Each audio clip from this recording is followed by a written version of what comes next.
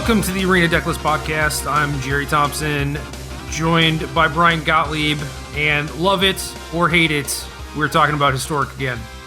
The level of enthusiasm you had in your welcome is not something I can keep pace with this week. I don't know why you were so excited. You felt more enthused than I've heard you sound maybe since like the start of the pandemic. You were ready to go this week. I'm overcompensating. I'm sorry. Okay. Completely false. No, I woke up at my what are days, right? What is time? Yeah, good question. I woke up at about 4 a.m. and it's 6 p.m. my time currently. And it's just started to hit me over like the last hour when we were like doing prep for this. So I'm exhausted, and that's why I try to amp it up. I see your sleepiness pushing you to kind of be downtrodden, but instead, as a professional, you've amplified your emotions and brought your A game to the podcast, which myself and all of our listeners certainly appreciate. I will bring my usual C minus to the podcast and hope that's enough to carry us through. Word. I appreciate that, dude. No problem. Yeah, I like Historic. I'm not that excited about it. Sorry if I tricked y'all like I tricked Brian, but I've been liking it. I don't know. I got to watch the Zendikar Rising Championship. That was pretty decent, at least the historic parts. I mostly tried to skip the standard parts. And there's a lot of historic happening this weekend. I have some decks I like. I want to talk about it. I'm with you. I also enjoy historic. I do think like my patience for Uro continuing to be part of the format is starting to wane. And it's not even that like I think it's that far afield, although I do think it is part of like the de facto best deck. But it kind of keeps pace with everything else going on because the format is so strange and has so many power outliers, things like Mux's Collected Company that don't really quote unquote belong, but are there. Right. So it doesn't feel like it just completely outclasses everything, but it's such a stupid card. Like it's just stupid. Like nobody wants to play the type of games that Uro encourages. And if it was even close, I don't know about that. I kind of like those games. Okay, hold on. I don't like Uro. Yeah. So like, I think you like a longer game, a game with like more decisions, a game with some back and forth. But do you want it to happen in the exact same fashion every time? Or it's just like jockeying for a position around this one card that just does everything. It's so stupidly powerful on its face. And of all the like silly things that have happened over this past year, like thinking back to Oko, and we have a moment where like, I remember we did our top 10 cast and I had it pretty high, but I was like, this could certainly be by far the best card in this set, but right now I need to know a little bit more about it. I need to see it in play. And so it sits like in the middle of my list. And we go to Omnath and I'm like, this card's pretty scary, but I want to put it in play and see how it goes and maybe understand it a little bit more. It's probably really good, but let's give it a chance first. But when we saw Uro, we're like, this is just stupid and the best card in the set, obviously. Like it's so clearly beyond anything else you can be doing. And my patience for it has just waned at this point. I don't want to see this card anymore. Yeah, there are like the occasional prints where you're just like, oh, this is like the best thing to be doing in modern, right? Yeah. And it's like, okay, well that's kind of silly. And then it's like, wait, is this good enough for Legacy? And then you know that there's a problem. Yeah, and right? I think Once Upon a Time is the other card where like it was the same thing, where it's like, oh, this card is just stupid, but that's been unprinted from every format at this point, and it's time for Uro to do the same thing. Well, Uro is still like $70 for a while, so yeah, I don't know. Probably got to wait for that to come down for people to actually be sick of it. I will tell you, I have never purchased an Uro. So maybe this is my chance to like have my revenge on all the cards that have been decimated for whatever reason. And it probably just comes down to like not having an event to play with it. I'm sure I would have purchased it had it been the right thing to do. But when I didn't have an event and it's so obvious that this card is problematic and so much stronger than everything else, I have never pulled the trigger on ordering my Uros. So I do not own a single copy of this card. I own 4. I will not be the least bit sad when it's banned because I've suffered enough for everyone. I own 4 because I played Team Rec in a PTQ at some point. Okay. Dude, this might be your fault, right? Because like whenever you buy foils of a card, it gets banned. Yeah. So if I you're- want to get this banned, I know what I have to do. And Yeah. there's been talk of like raising up a collection. Please don't do that. I don't want you to raise a collection for me. If I'm going to make the stupid decision, I'll do it in and of myself. But people who really want Uro out of the format want me to pick up some really nice shiny Uros. I have, I think, 1 or 2 of the extended art ones. They look pretty good, Brian, just saying. It is a really nice looking card. I'll give you that. But even like having seen the spooky Uro face come down so many times on Magic Arena, I'm sick of that too. Like, I don't love anything about the worst. That's the worst. I always said in my head, the Uro comes down and goes, ooh, every single time he enters the battlefield. God, just let me turn that crap off, please. It would be nice. I want to play Moto, but speed Moto, you know? So just give me the grays and the blacks and take the art away from my cards. I don't care, you know? Ugly as possible, but snappy and efficient would be a big seller with me. No problem with that. Yeah, I mean, there's so many alternate art things. It might be easier for me to recognize the card if you just took all the art away. I don't know. Have you shared your laptop experience with the podcast yet? I know you told me. I feel like we did that off air though. I almost brought that up as part of the like take away this Uro animation crap. Yeah. Basically, what I used to do from like 2005 until Arena came out was like sit on my couch, laptop in my lap, usually surrounded by cats, but you know, sometimes I was, sometimes I wasn't, depending on my situation. But I would be playing Moto while like watching TV and hanging out. And that's what I want to do with Arena. And the thing that is keeping me from interacting with Arena as much as I want to or should is the fact that I can't run it on any device that I have tried without it incinerating my lap. It doesn't matter what I do. Graphics, lowest setting, like not full screening that, lowest resolution. Like I purchased a new laptop on Black Friday or Cyber Monday, whatever, it's all the same. And was like, surely this can handle these memory leak issues, right? Nah. Just more fire lap. Yeah, it's, you know, liquid cooling, blows it out the sides, blah, blah, blah. It's going to be loud. I don't care. I'll turn the TV up, you know? It doesn't bother me. But my lap being on fire, that bothers me. And that is Arena's fault. Now, have we discussed a lap desk? Because I have a lap desk, and I used it a lot when I was in law school because I would often try and do 2 things at once, because if I didn't, I just wouldn't have done anything else. Like it was the only way I could still participate in conversations and watch television as if I was still working simultaneously. So I got myself, it's like a little, I'm trying to think how to describe it. It's got almost like a pillow on the bottom of it, but it's like, you know, beam type material. So it forms to your lap, and then it's a desk with like a lip. So you just sit the laptop on that. Any interest in one of these? So the very first laptop I ever purchased was in like 2006, 2007, something like that. And towards the end of its lifespan was like 2011. And at that point, the fan had died and I needed to find some way to cool it. So I bought like one of those desks, right? Okay. That also had its own cooling system. And it's like, that worked a little bit. It worked enough to like keep it alive so I could keep on grinding Moto tickets or whatever. But the problem is that I want to do this on my couch. If I want to play on my PC, I can do that, right?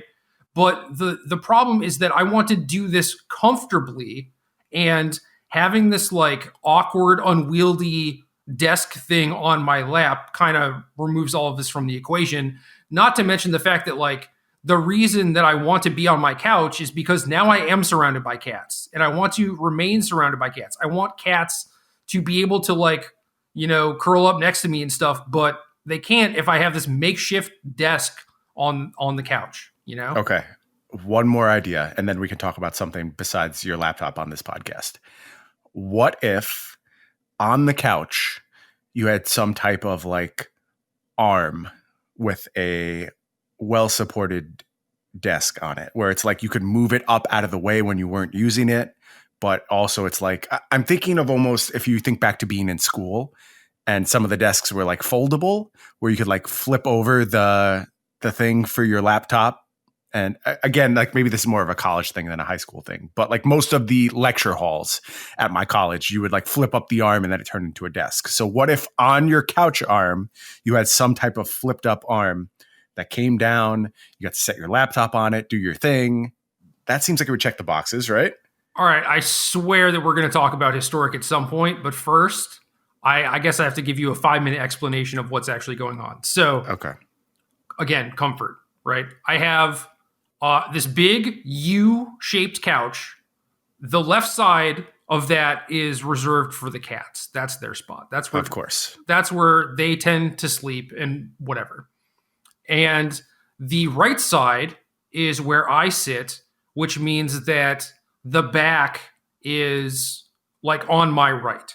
So having like a fold down desk thing doesn't really work coming from that side. So I guess in theory I could do it from the left, but like, you know, sometimes I sit in like the middle with my legs crossed over because that's more comfortable. Mm-hmm. So yeah, I could try and get like some weirdo desk setup. And my former roommate had this problem where he would want to like basically do what I was doing, but instead of Moto, be painting minis. And he also recently acquired a bunch of cats. So like he'll sit with his legs in like a 4 shape, right?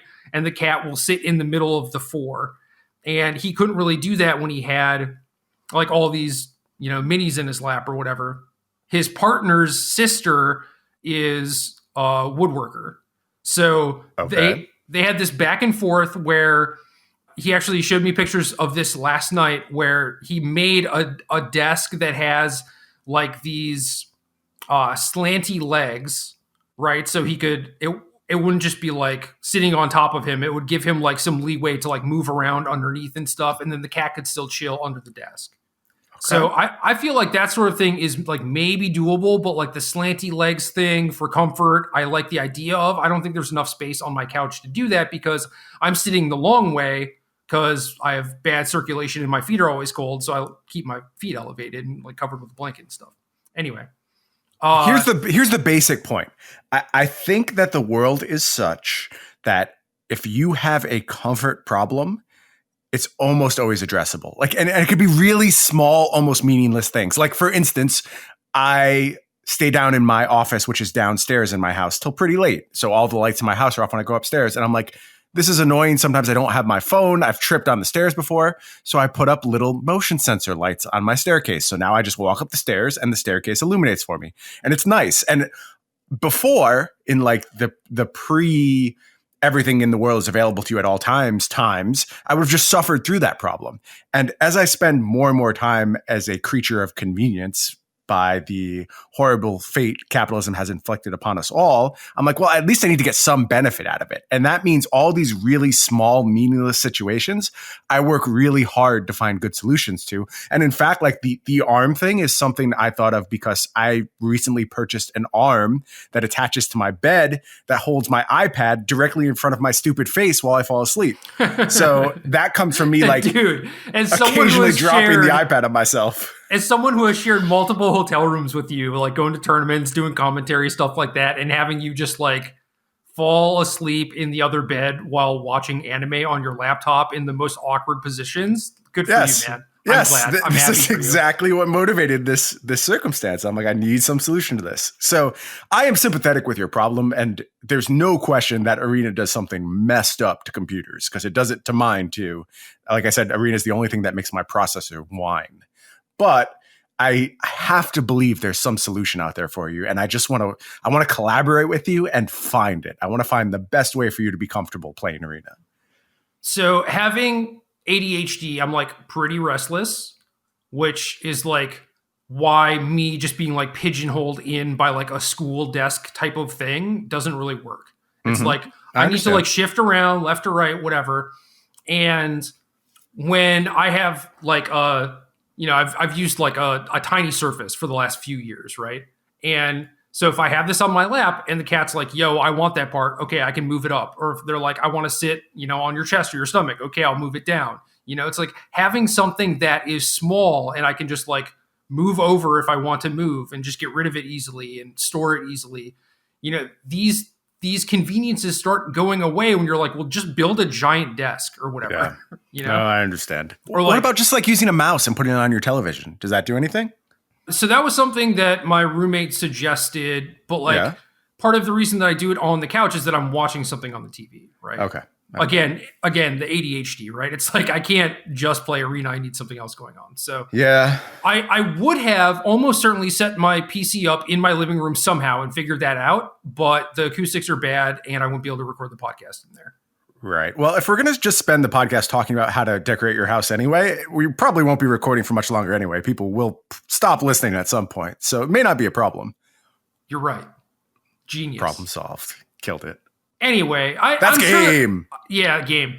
Are there any questions devoted this week to my living room setup? No, man, I'm sure there are problems out there even for like the computer side of things, but it's like I've Googled a bunch of stuff. I don't know what to do. All I know is that my lap is on fire. I get to play like a match, and then I'm like, all right, I gotta turn off my computer before it explodes. And I catch on fire. Dude, seriously, if I had this like elevated desk, right, where it's like, oh, the cats have room to go under it and lay on my legs, and that's cool. I feel like wouldn't the heat just like incinerate my cats? Like, I understand that the heat they might like that. Right. I mean, I don't know. Depending. Like, I haven't had a cat for a long time, but when I did have a cat, my cat loved to lay in front of like the floor grates for the heater. Yeah. And just like be warm. If you're keeping it at like 70 or whatever, but not when Arena is just like toasting my legs, like it's not bearable. You know, Arena is what I mean? not safe for cats. It turns out. Yeah, I don't believe it is, and I'm not going to risk it. So okay. I don't know. It's a lot of things, and I got a lot of, you could call them excuses, but I would like to say like I've thought about this, and this is the reason why I don't necessarily want to do it. Right. No, I know this is a real issue for you. We have discussed this for an extended period of time and not found a solution to it. So, listeners, please help. And don't be like, yo, buy this laptop. That's not going to work. It's not. Tried it. It's not. I believe the laptop I purchased is tippy top. So try again. Unbelievable.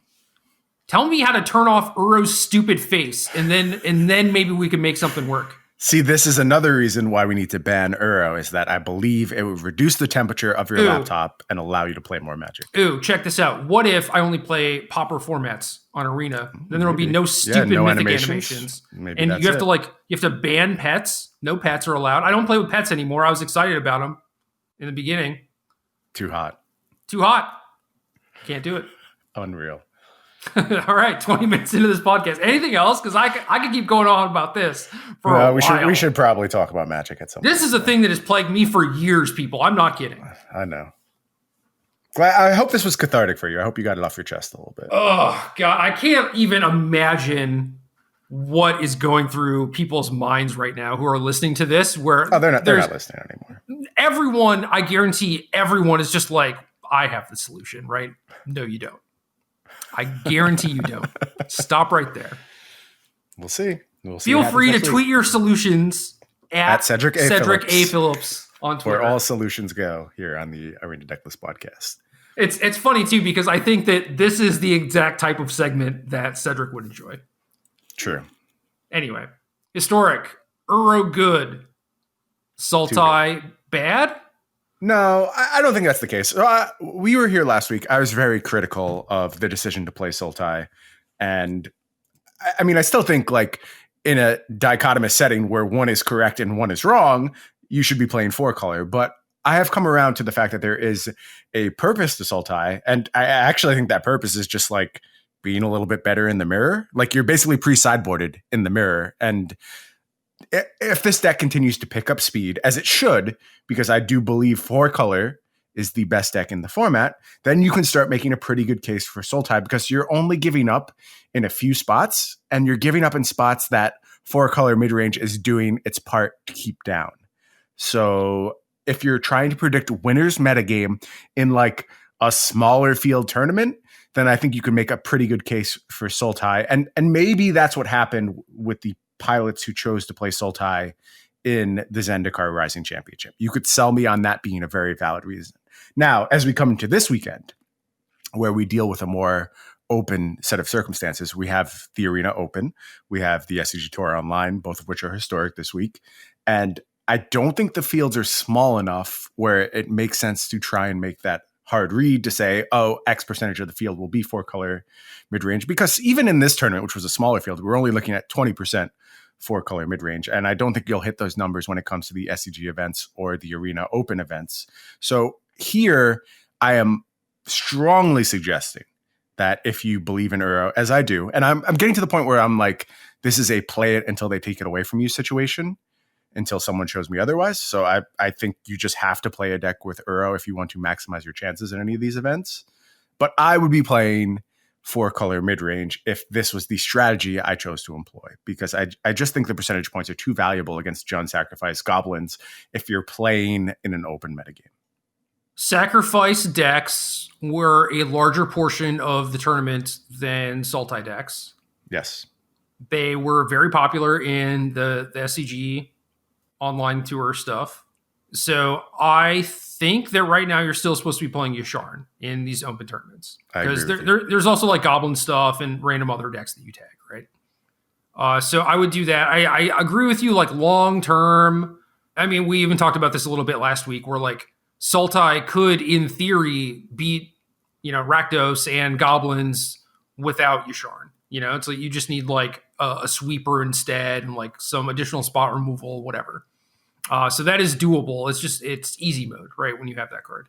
And especially when, we'll get to this, I'm sure, but like the sacrifice decks still aren't playing ways to kill Yasharn.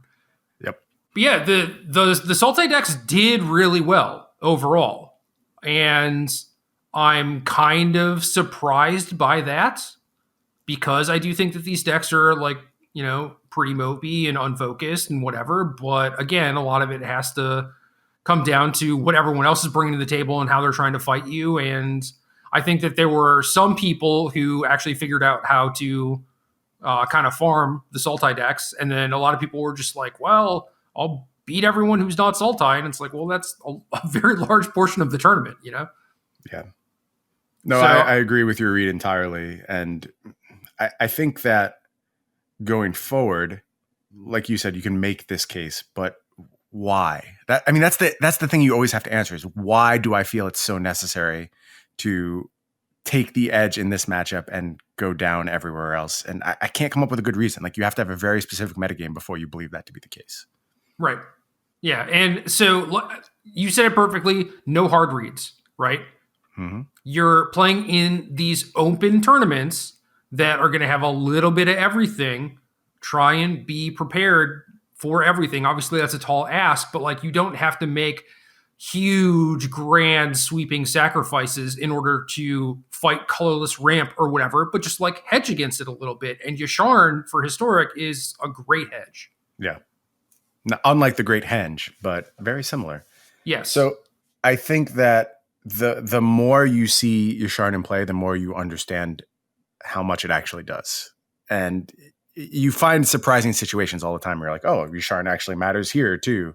And again, broad metagame. And also, I think this is amplified specifically when it comes to the Arena Open. Everyone wants to participate in the Arena Opens. They don't come around all that often. They're in client. So if you're an Arena player, you don't have to go through the additional hurdles of registering for the SCG Tour. And I know like it's not hard to do that stuff, but convenience matters a lot when it comes to user engagement and what type of people are going to be participating. And I think whereas the SCG Tour speaks a lot to the traditional Magic tournament grinder, I think the Arena Open speaks to all Arena users. And we've talked a bunch on this cast about how there's this new class of Arena user who kind of engages with Magic as a video game and it has a very different take on metas and gets information from other places and just want to be able to participate in this event.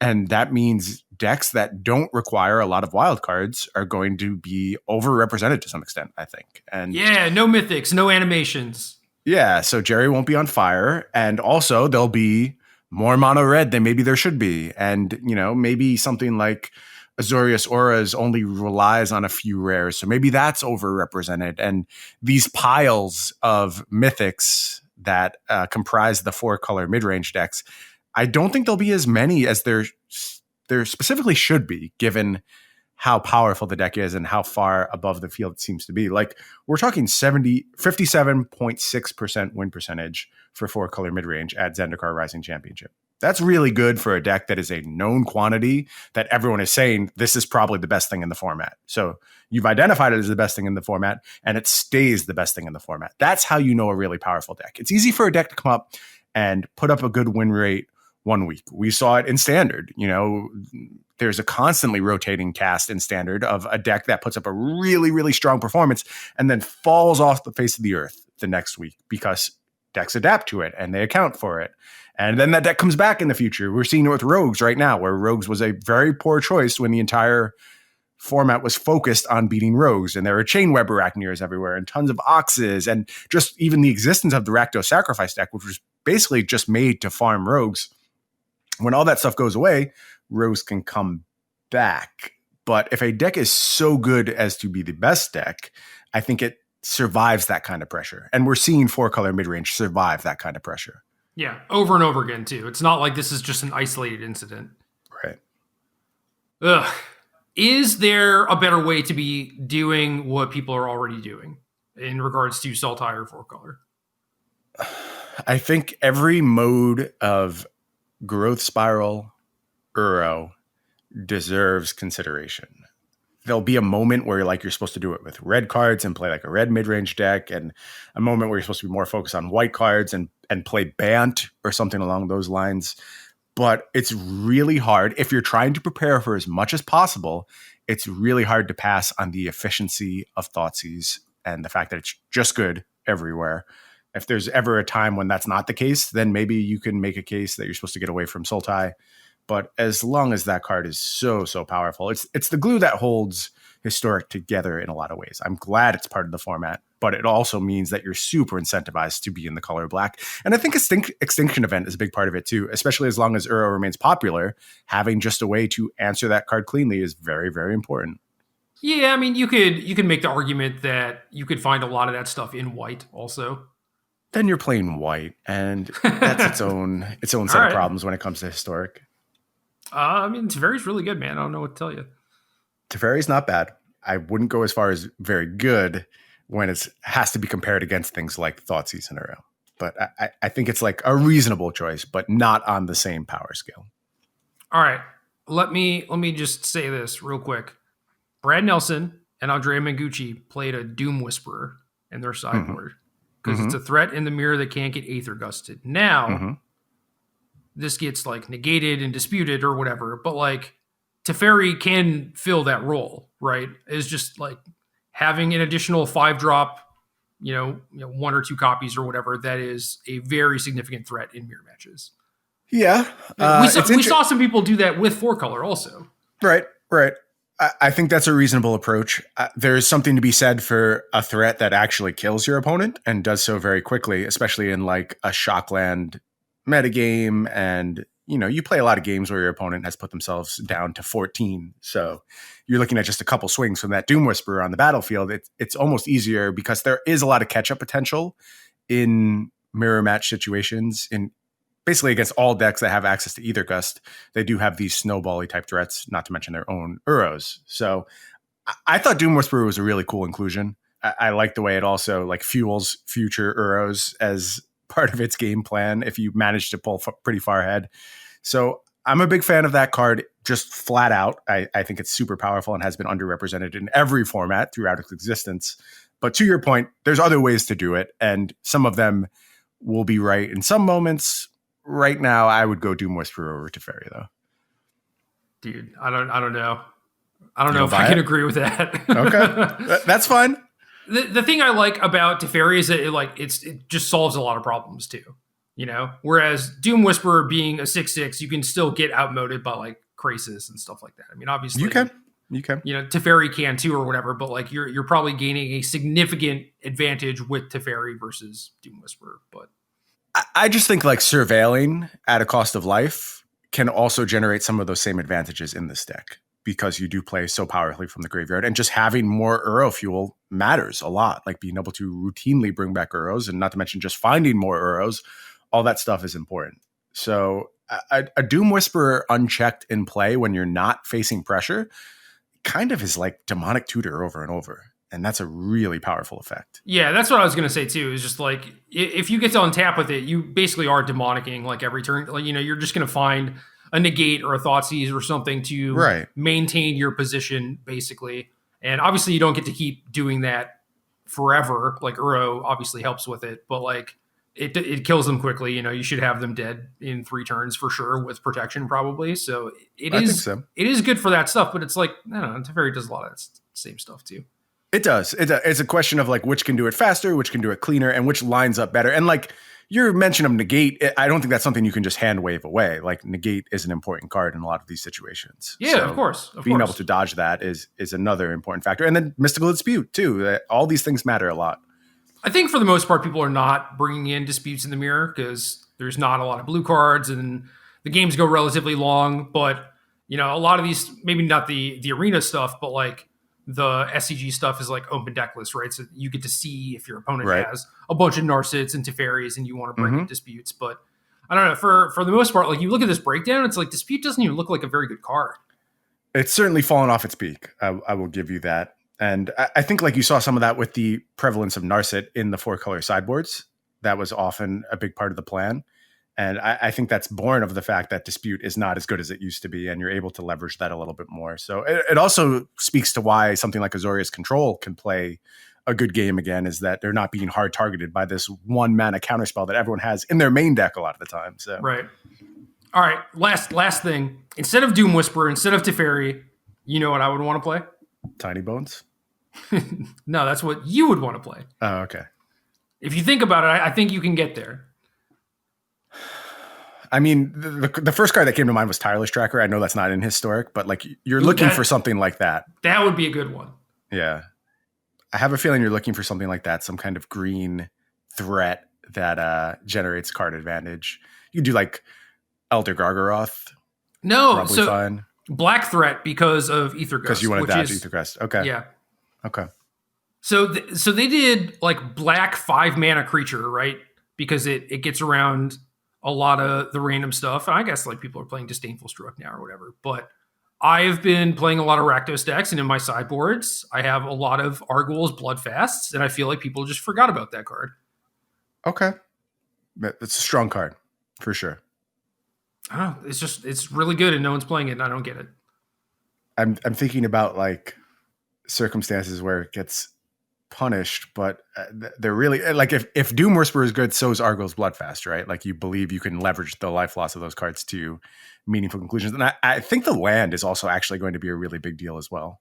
Yeah, well, you're talking about like, Extinction Event answers Uro or whatever, and it's like, well, not anymore. The Uro feeds the Bloodfast, and if you want to, you can transform this thing, you get an extra land, and then you just get protection from exile things too. Yeah.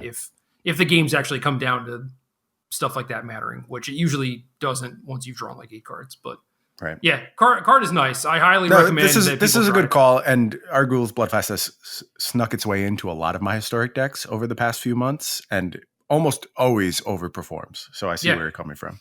Yep. And dude, there's just so many turns of so many games where people are like, cycling and then doing nothing with their mana. And it's just like, this is the thing that you just bury people, Right. Card is great. Anyway, we can talk about Sacrifice now. Okay. What happened in this tournament with the Sacrifice decks? Because you and I did a whole show letting people know some of the flaws with Sacrifice decks and the way we saw things going. And then people just kind of showed up with decks from 3 months ago. And the last tournament didn't do all that well. Recto Sacrifice was okay. 52.6% win percentage. Jund Sacrifice, which was the one you and I were really upset with. We had a very hard time understanding how Trail of Crumbs plus Corvold was supposed to actually go over the top of Uro. The answer is it didn't. It won 33% of its matches against 4-color midrange, and I am not the least bit surprised. But it also didn't beat Sultai midrange either. So it's not even like Yasharn punished them. They just got wrecked by being a smaller midrange deck, and I think that was a pretty obvious conclusion. Well, even aside from that, I think there's a couple other things going on where a lot of the decks that I saw were main decking Gusts, which I think is a good call, but was maybe something that people weren't expecting because Gust, for example, is not really that good against like Rakdos, and like Goblins was kind of on the decline, it seemed like. And there are all these other decks that exist that Gust is just basically blank against. So if you were not expecting a lot of Ether Gusts, I could see how maybe you're like, oh, well, this Corvold kind of does the Doom Whisperer thing, but a little bit more efficient, right? And that just ended up not being the case. Yeah, it did not pan out at all. And I think I saw Martin tweet that he felt very hard punished by Ether Gust. I have never felt so owned by an otherwise medium card, Ether Gust, in any tournament before. Buy it. It seemed like an excellent call for this event. Yeah. Other thing is a lot of these decks did not have a lot of ways to kill Yasharn in the 75, and a lot of them had 0 main deck. And last week I was like, okay, you can play Thoughtseize main deck, and that's enough of a cover, and then sideboard all the Chandras and Noxious Grasps and stuff like that. And given the numbers from this tournament where Sultai, or I guess, 4-color, is fairly widely represented, I think it is time where you need a main deck answer to it. And I've been trying to, tinker around with the list, get some Chandra's main deck, still keep the deck sort of like low to the ground and cohesive and everything. And it's tough, but like you have to do it. Right.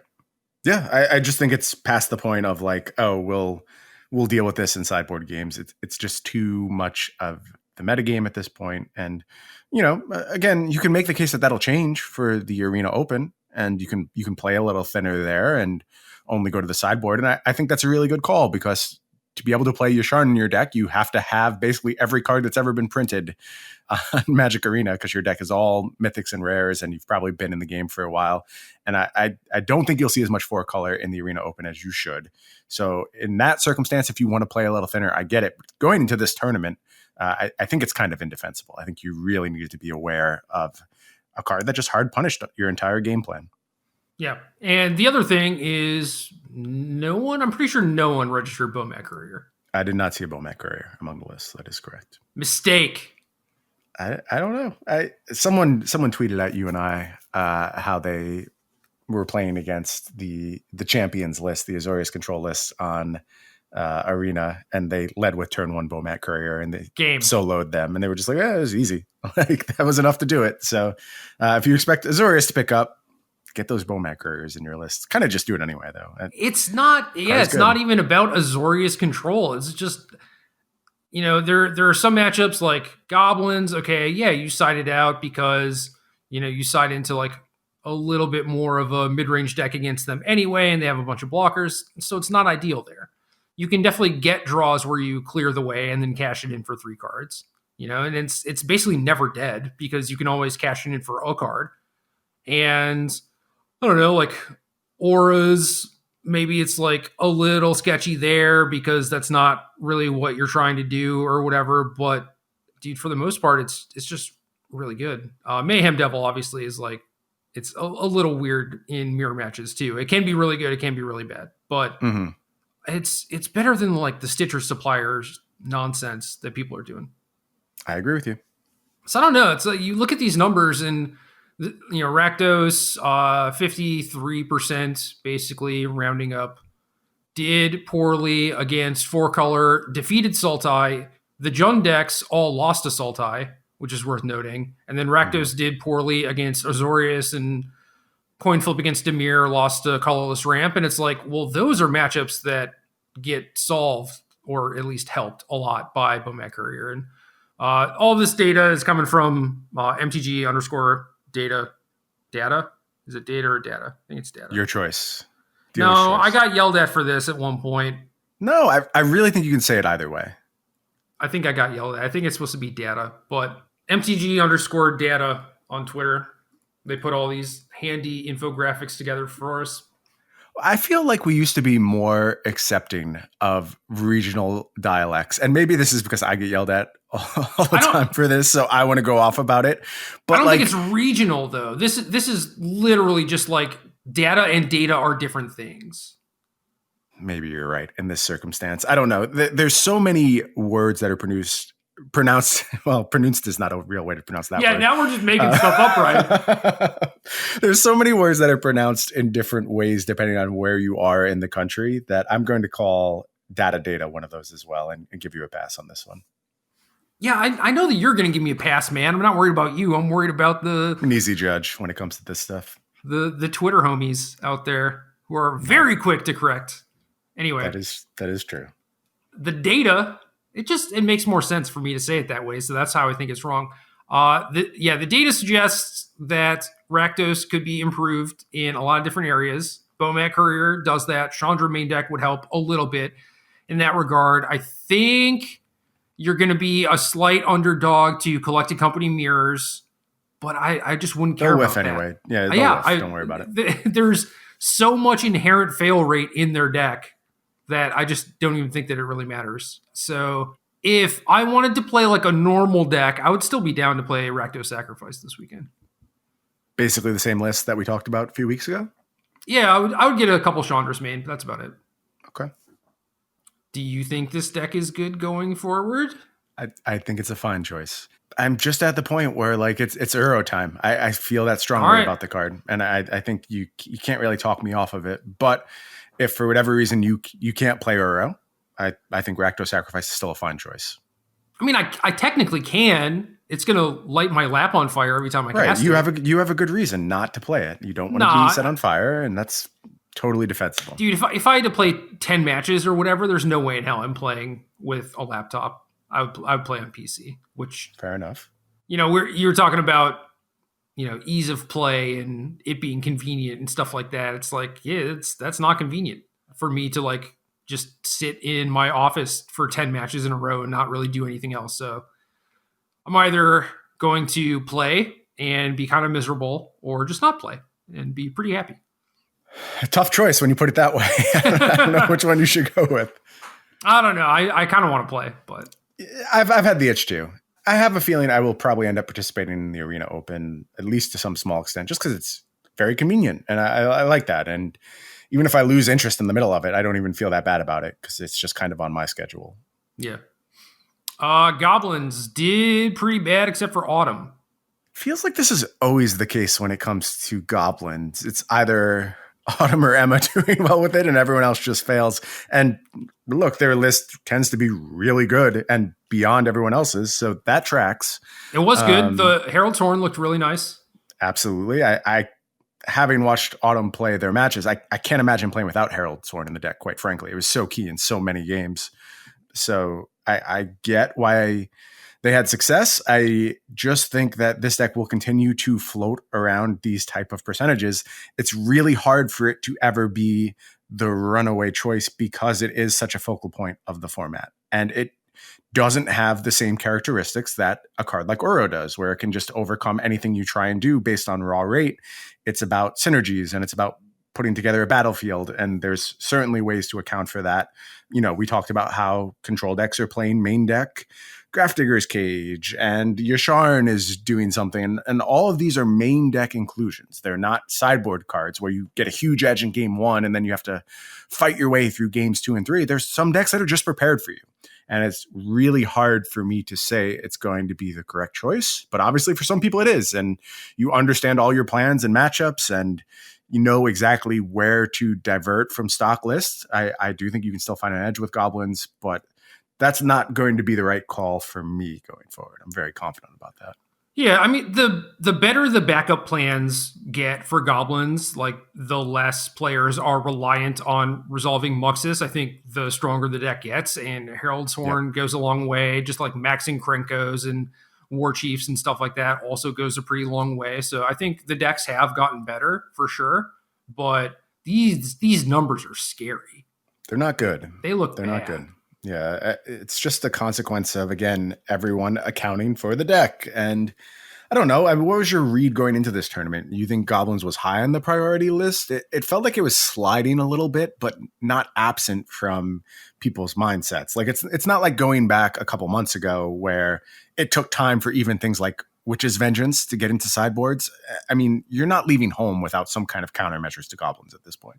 Well, so generally I can tell what direction people are going in when I'm just like looking at my deck list and being like, well, I want to squeeze this into the sideboard and I haven't played against Goblins in a long time. And like the matchup's like not that bad. So I can shave Witch's Vengeance. And, once you kind of get a feel for like, well, I'm doing this, so a lot of other people are probably doing it too, then you can make a judgment call of like, well, I think a lot of people are just going to shave their sideboard hate. And I think a lot of people did do that.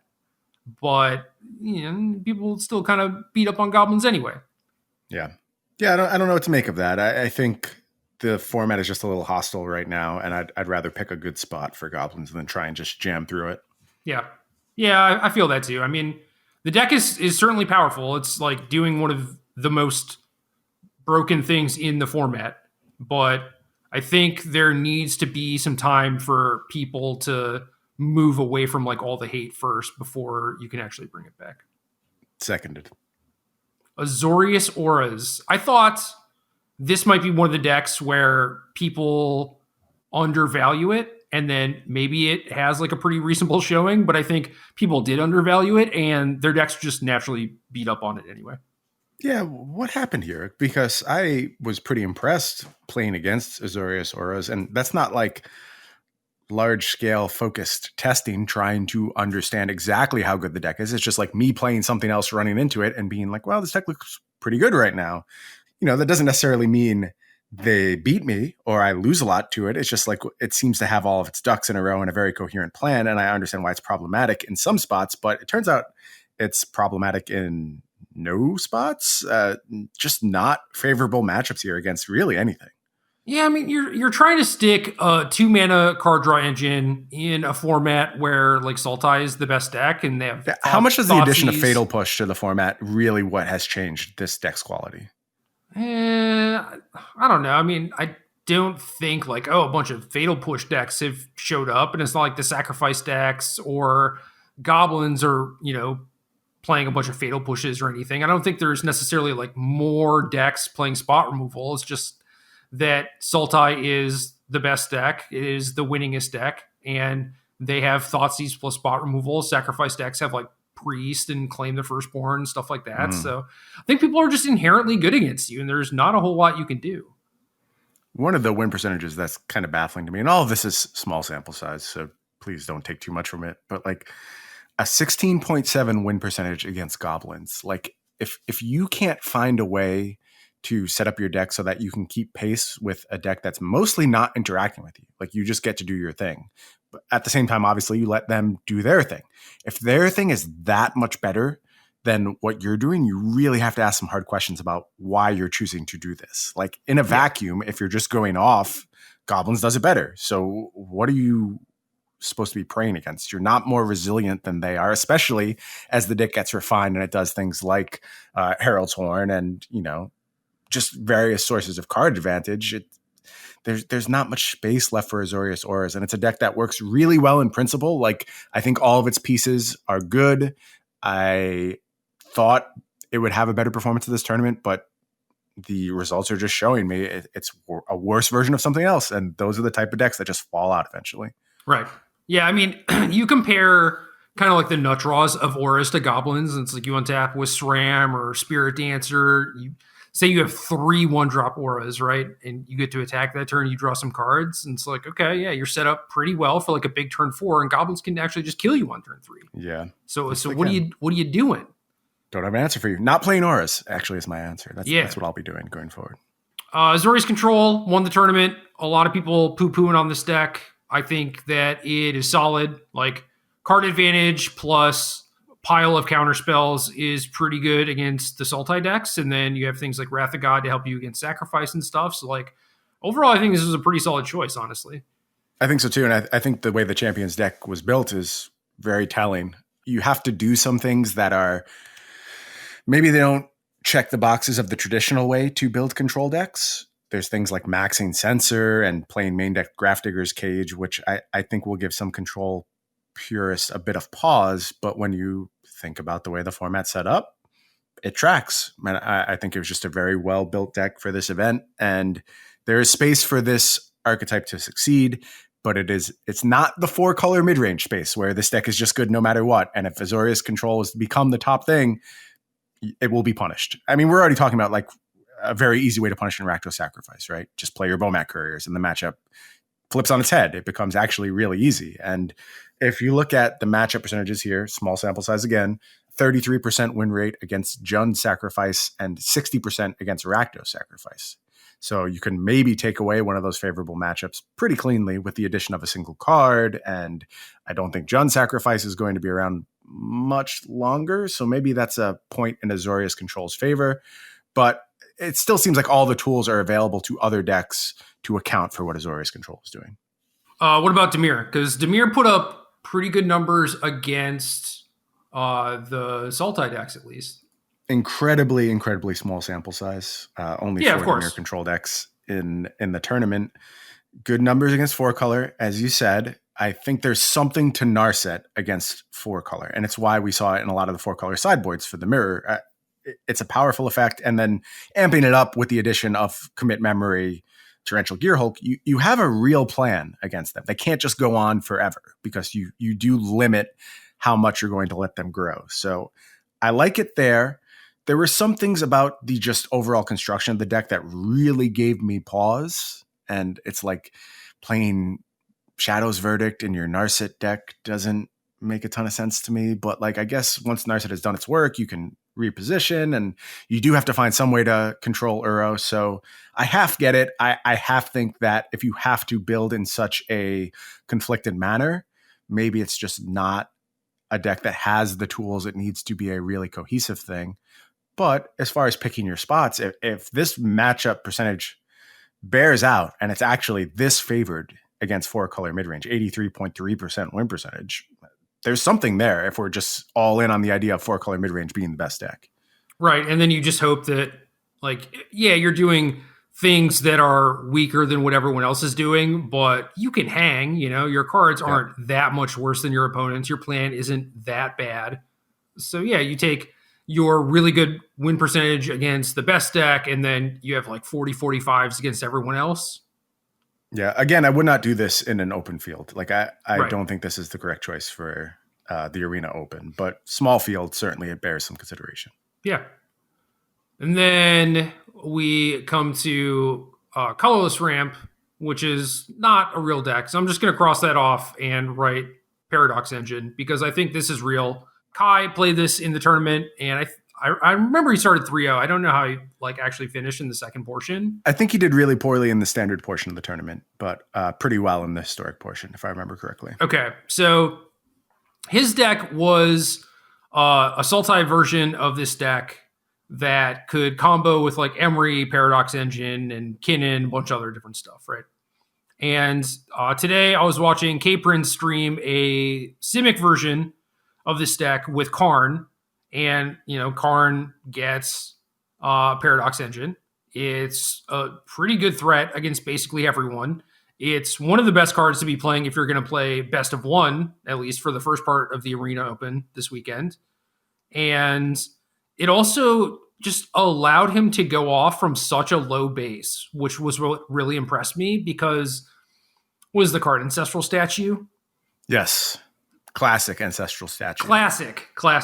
It's this 4-mana card artifact that ETB, you bounce a non-land permanent you control, which when you have Paradox Engine, Kinnan, making a bunch of mana, you can just bounce this a bunch of times, either make Infinite Storm or infinite mana if you have enough. At the end of it, you can bounce your own Karn. If you need to replay it, get Aetherflux Reservoir, play that, play another spell, kill your opponent, right? So it really doesn't take a lot, and there's just all this mana acceleration, all this card advantage, and people don't have the artifact hate really that they need to keep you super low, and they have some stuff that's kind of annoying, like Grafdigger's Cage, but the Planeswalkers sort of get around that, and You don't need Emery to actually be able to kill people. So I don't know. This deck was really impressive. It seems kind of miserable to play on Arena, but it does look really good. And I think the colorless ones are not great, but something Simic related is going to be very good. Yeah, you started explaining this deck to me, and I was basically in the moment you put all the pieces together. First of all, you get to play Uro, so that's a huge point in the deck's favor, I think. With Emery, which is not bad. Yeah, and you'll just win some games like that. Like that is a powerful enough effect that it will carry you, but also the addition of Karn, really, really smart, and just allows you to so easily combo off in so many situations. I don't want to get ahead of what's going on here, but all of these pieces put together, like this feels close to Historic's KCI. Like it does a lot of things really well. Yeah. It has combo draws. It's very resilient. And it also has something that KCI didn't really have, which is a very real beatdown plan on the back of Uro. Like you can just attack and kill people and that'll happen over and over. So there's something here. And I will be spending some time over the next few days looking at this deck list, thinking about ways to maybe tune it a little bit and just really evaluating how it lines up with what's going on, because it feels like something the metagame is not prepared for right now. Yeah, I don't know what happened to my memory, because I just assumed that Kai's deck was a Karn deck, and it wasn't. It could only really kill by fully going off and winning with Jace. And then I was watching the stream today that had Karn. I'm just like, yeah, okay, that makes sense. So like, what is actually different from his and Kai's list? And I looked, and it's like, oh, Kai just didn't have Karn. It seems ludicrous to not have Karn in your deck. I think especially once you add Ancestral Statue, and I'm not going to beat up anyone for not knowing Ancestral Statue is a real Magic card, because I certainly had to Google it immediately. But like you said, you are able to generate the combo from a very small amount of resources at this point. Dude, I thought Karn for Paradox Engine would be good enough. You know, like maybe true, yeah. And now the Ancestral Statue thing, I was like, okay, yeah, dope. I did not know that was a card, but yeah, having that sort of effect makes a ton of sense and made the deck look really, really good. As far as exciting news goes, I think this is the most exciting development in Historic right now. This is the one with the potential to maybe shake some things up fundamentally to the format, at least until Uro is bad. Yeah, also worth noting that this was a Giganta deck where I don't think that the Giganta is useless. It's a high praise from you. I don't think you've ever said that before. I mean, dude, if there was a Castle Vantress in his deck list, I would not be talking about this deck. Maybe true. Straight up. But yeah, the Giganta, it's like, is that necessary? Maybe you could play like a Seagate Restoration or something. And it's like, no, the Giganta actually mattered a decent amount. Like you said, there's like kind of a beatdown backup plan. And Giganta with Paradox Engine kind of did some stuff with like Midnight Clock. And I don't know, it actually looked reasonable. I buy it. I'm a bigger fan of Giganta than you are, so it's an easier sell for me. I've been pretty happy casting it in a bunch of situations, but here especially, it seems pretty clear that even if it's not necessarily ramping you all that effectively, I think you're not giving up anything by playing it. There's nothing you have your eyes on that will actually materially benefit your deck. In best of 3, I think it's close, because you do want like a bunch of Ether Gust and like some sort of counterspell. I think Metallic Rebuke might be the best one, and things along those lines where like the sideboard slot actually matters. But for best of 1, I was having a tough time filling out my sideboard with 15 artifacts. So Giganta can very easily get in there and like maybe like a second Sorcerer's Spyglass in case you want to wish for a second one. Sure. Like things like that, you have a lot of freedom to do in best of 1. And then obviously you got to figure out what to do for day 2, but whatever. Anything else you really liked out of the wish board? I was very skeptical about Karn into Sky Sovereign, and that actually looked really good to me too. I told you. Yeah, we did this a few weeks ago. I know. It just comes up a lot, and I know like Sky Sovereign is not a clean answer, but it does its work for sure. I mean, especially that it crews pretty well in this deck as well. Like you have ways to suit it up. And I think that's a big point in its favor. The thing that like my brain didn't put together is that if you Karned it, it would get the trigger. Yep. Yes, it does. For whatever reason, I was just like, yeah, you need to crew, and then the thing gains the ability or whatever. No, make it a big dummy with the plus ability of Karn, and it's still killing something on the attack. Yeah, so that changes everything. If like Karn crews it effectively, then it's like, yeah, what are we doing here? Obviously, this is kind of absurd. Yeah, it's also just like, again, compact as far as the kill condition goes, right? Like the fact that you're crewing it and getting it with the same card means that Karn is now a beatdown card, just like these other weird cards in your deck where like Uro is supposed to ramp you, but also it's a beatdown card, and Giganta is supposed to be there to interact with Paradox Engine, but also it's a beatdown card and unlocks all these backdoor kills for you. Yeah. I mean, Sky Sovereign was like killing Narsets, which was the thing that really impressed me. So awesome. Yeah. I think it's just good enough just based on that. But then it being able to very easily attack and like kill Nissa the following turn or something is pretty nice. Yep.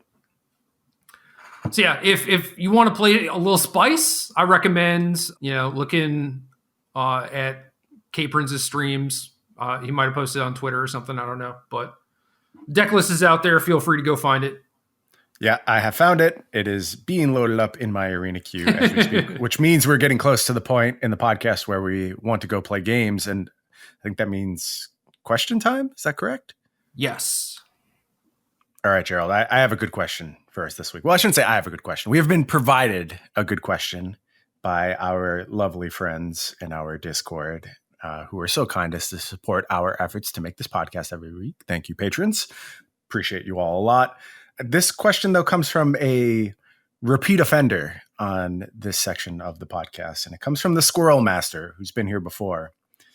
Squirrel Master wants to know, if the aliens that are supposedly in communication with the U.S. and Israel showed up and asked you to pick any two decks from MTG's History to Battle, resulting in the most fun gameplay, which decks would you choose? Okay, I have some questions of my own. You kind of just like blew past the first part. Oh, are you not familiar with the aliens who are presently communicating with our government? No, no, I am not. Okay, so maybe other people are not. I'll give you some background information. There is a news story that came out this week, and I believe it's a former head of the Israeli space program who came out and said that the Galactic Federation, which is a group of aliens, I suppose, of course, have been in contact with world governments for quite a period of time now. Apparently, Donald Trump knew and was on the verge of telling everyone, but the aliens asked him not to because they feel like it's too soon to reveal their presence. They want to kind of wait for humans to sort their shit out a little bit before they put themselves into the limelight and welcome us into the galactic community. Now, I understand you may have follow-up questions to this. I do. I very much so do. Yes. Okay. So just, I want to get your temperature on this. What is your initial reaction to this disclosure from the former Israeli space minister, who, by the way, just like a little bit more background on him, apparently is like a professor these days and fairly well respected as a professor, and basically just said, I don't really have much time left. I don't have much of a career left. And if I said this 20 years ago, no one would have taken me seriously. So I'll just say it now. Also quite old. So I don't want to be like ageist and suggest that all old people should be subject to disbelief always. But certainly when you reach the age of like 80 something, as I believe this gentleman is, there is a potential for some mental infirmity to start to creep in. So I do think that has to be contemplated. But still, what is your reaction to this information? I'm not buying it. I wasn't buying it even before you brought up the blatant ageism. I'm kidding. So you're these aliens, right? Yes. And you're like, wow, humanity is screwed. We should not intervene with them until they figure their shit out. But in the meantime, we'll tell Trump all of this. Yeah. So the one thing, here's the things I'm willing to believe in this story. I'm willing to believe that our government would keep this a secret from us. I mean, certainly they have no problem keeping plenty of other secrets, and they Yep. certainly see people as a tool to be used and distrusted, and are not always looking out for our best interest and our right to information. So I buy that. I'm with If you. aliens were around, certainly they could withhold that information. I guess I buy the fact that alien life probably exists. I mean, I just think like based on mathematic potential, it's very unfair to say only the Earth could possibly have ever had the conditions to support life, given the size of the universe. So I'm almost certain alien life exists, quite frankly. I don't know its level of evolution or how similar to our own existence alien life will be, but there is something out there almost certainly. I buy that. That was the least skeptical I was about this entire question, was the Right. existence of other life in the galaxy. Okay, we're on the same page there. The thing that I can't really wrap my head around is that this galactic civilization. Oh, I also left out a part. They also have a secret base underground on Mars that U.S. astronauts have been to before, said this person. What do the astronauts do? I don't know. That was not disclosed. So I assume these aliens who are talking to Trump are also talking to Elon Musk. Quite possible. Maybe that's what this is really all about on Elon's side, is just trying to get up there for another meeting with the aliens. Yeah, but the point where this breaks down for me is that the aliens... It's broken down for me. But no, it's just this one point, is that the aliens would come, see the state of us as a civilization, choose to talk primarily with the US and Israel. Like that's the two entities. They're like, yeah, these people have their shit together. We'll negotiate with them and figure out what's going on. And then decide to stick around after seeing what we have going on and being like, oh, they'll figure it out in a few years. No, we're not going to figure it out in a few years. We're nowhere close to figuring it out. In fact, things seem to be progressively getting worse. So, I mean, if the aliens wanted to intervene, that would be swell. Like if they have some great alien ideas or some cool alien technology they want to share, sure. But I don't really get the idea that they're just going to like hang back and wait for us to figure our stuff out, because we haven't really shown any signs of doing so. They must have ran out of gas or something. Maybe they're just stuck in our neck of the galaxy at this point, and they don't know how to get away. And their solutions, their technology, our feeble brains would not be able to comprehend, because we only think in 3 dimensions or whatever. I don't know. Sure, totally buy that as a possibility. But for them, maybe they needed to make contact first, right? It's like you like telescope from Mars, right? And you're looking on down. It's like, there's people in their lives. There's like some technology. Everything looks fine. You're like, oh, let's make contact. All right. Oh, I just had such a good theory. Go ahead. United States. Let's talk to the Grand Supreme Leader of the United States, right? And then they're like, oh shit. Yeah, dude. What if they're ghosting us? What if they came down? They like talk to us, and they're really like polite aliens. So they're like, oh, yeah, we definitely want you to be part of the Galactic Federation, but just take a few years, get your stuff together, and then we'll reconvene. We'll reveal ourselves to the humans, and we'll take it from there. And then they just bounce out of the galaxy. Yeah, don't call me. I'll call you. Yes. Yes. Okay, now this becomes more plausible. We are presently being ghosted by these aliens who now want nothing to do with us. And I don't blame them. I actually don't have an answer for the second half of the question. I just really wanted to talk about these aliens because I love these news stories. Like I definitely watch like UFO videos, and I think because I do have such a firm belief in the fact that there should be life elsewhere, I kind of just want the mystery to be unraveled. And it's not that like I'm not frightened by it. In fact, like as a kid, I remember being very scared of aliens. Like they were high on my worry list, right up there with like quicksand and serial killers in my town of 200 people. Like all of those things I thought were huge problems, but aliens were very, very high on the list of things I was concerned about. But now I'm kind of enthralled by your fear of quicksand, honestly. Oh, quicksand could be anywhere. You never know when you're just going to get sucked into quicksand. But now there's so much other like terror and fear in my life that has just consumed everything that I just want the answer. Like maybe it'll be a little scary to be subjected to aliens. Maybe they don't have the best intentions for us. But regardless, I would rather just get it sorted out while I have my time here on this planet and know exactly what's going on with other life forms. I think it would be a lot to take in, honestly. For sure. But it's so's like the whole of existence. Like if we're doing this already, I don't think you could add that much more to my plate. Like I already get through every day. I struggle through every day, but I get through it. So just adding this, it's like, sure, why not? Just one more thing on the list. I mean, I guess like this sort of thing would invalidate a lot of the other stuff, right? Because it's like the mundane stuff, like the person who cut you off in traffic or whatever. It's like that doesn't mean anything compared to what's going on out there, right? Right. Assuming that there are other planets, other life forms, whatever. But if you have a genuine belief in that, which it seems like you do, and I do, I'm just open to the possibility, right? Like there's okay. There's like a lot of space, right? A lot of galaxies. It is very unlikely that if this planet can exist the way it does, that there's also not a similar thing going on somewhere else, right? And maybe it's not similar where it's like there are humanoid things and like furry animal things or whatever. It's like, yeah, I'm kind of with you, man. When I was a kid, it's like you think about aliens, I assume they're like the scary, mean, like Independence or like ID4, whatever. Well, did you ever watch Fire in the Sky? Probably long time That ago. is the movie that messed me up. That movie is creepy. And also, as a kid, I don't understand when they say based on a true story, like there's not some vetting process they have to go through before they can say that. Like, I'm like, oh, well, this is a true story. It has to be real.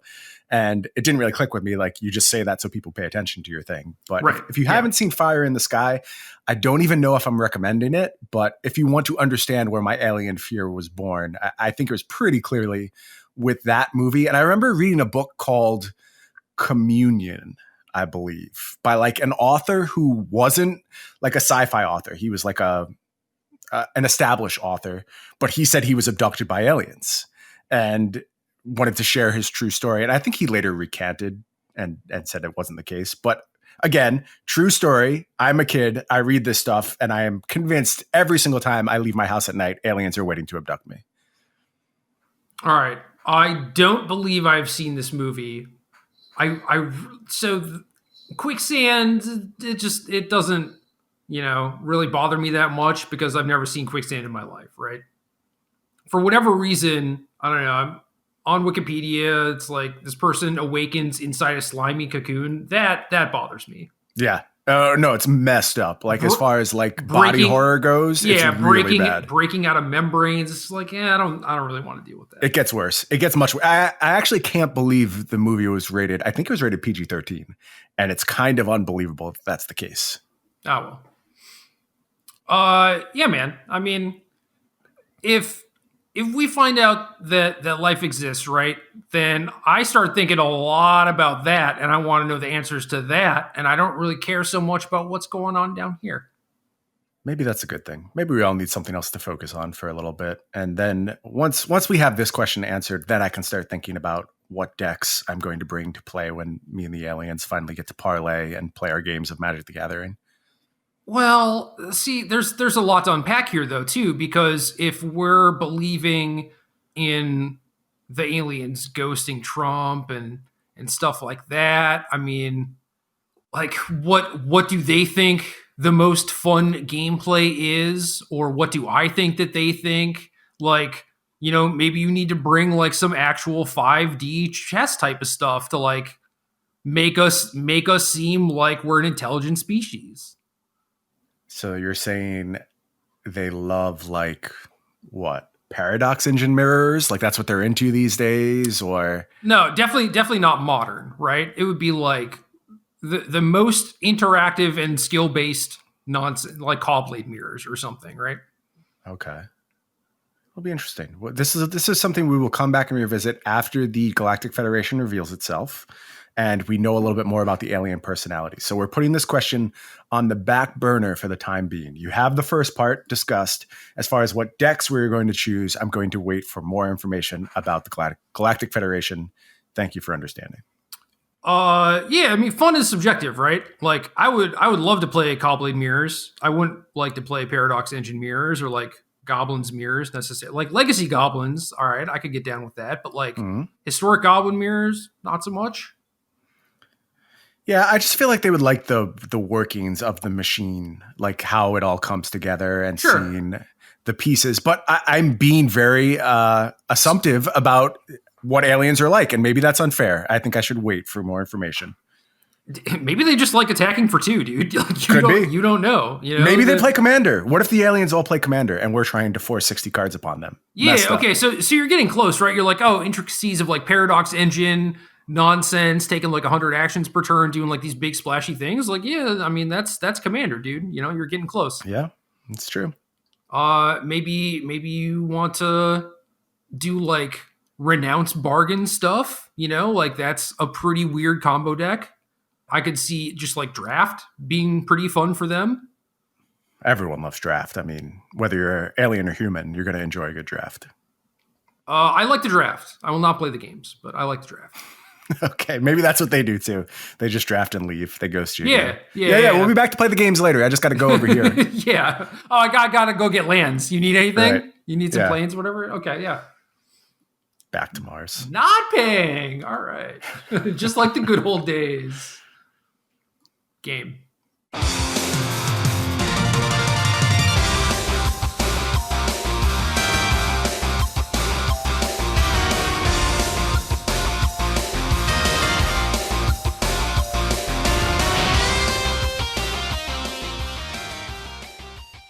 Good luck.